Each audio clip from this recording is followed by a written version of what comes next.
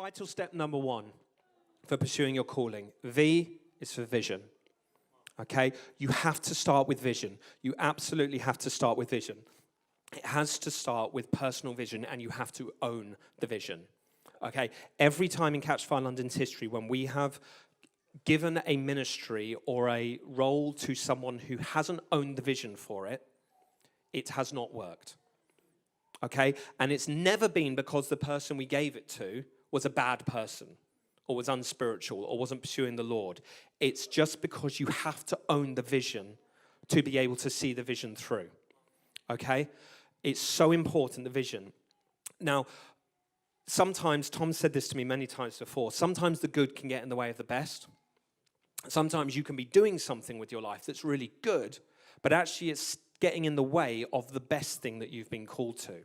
And if you don't have vision, you won't be able to separate the two.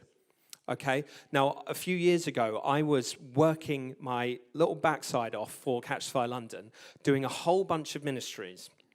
And I was sat down and told, nobody doubts you're giving 100% to the church right now. You are working so hard. Great job, little buddy. But we're all really conscious you're giving 10% to that, and 10% to that, and 10% to that, 10% to that, 10% to that. You're not growing anything. You're giving the fullness of Alistair to everything, but you're not growing anything. And that's because they were all good things, but I didn't know which one was the best.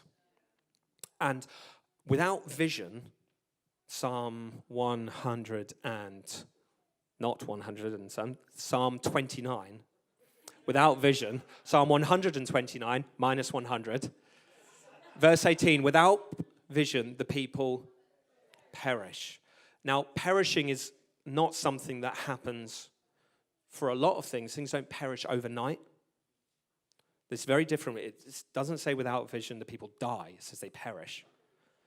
And perish is a slow thing. You don't sometimes realize that plant is perishing until one day you look in and suddenly you realize actually every single leaf is green, is gone brown, and it's all dry.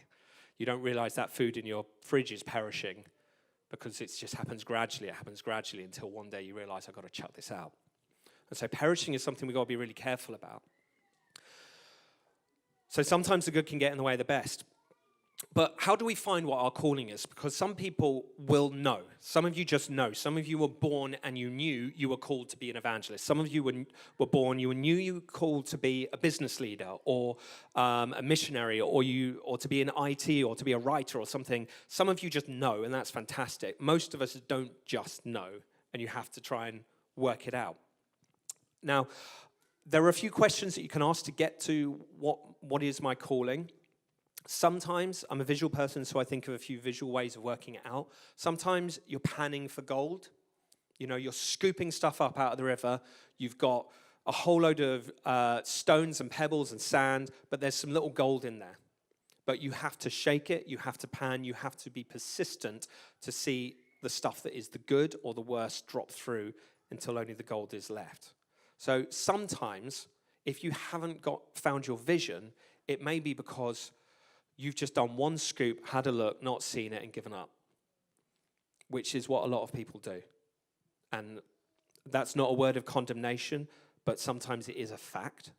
And I've sat with a lot of people over the years who have done one scoop, had a look, not seen it immediately, not seen the Uber pull up outside their house, and have given up. So we've got to be careful. We have to be persistent. That's one of the things with vision.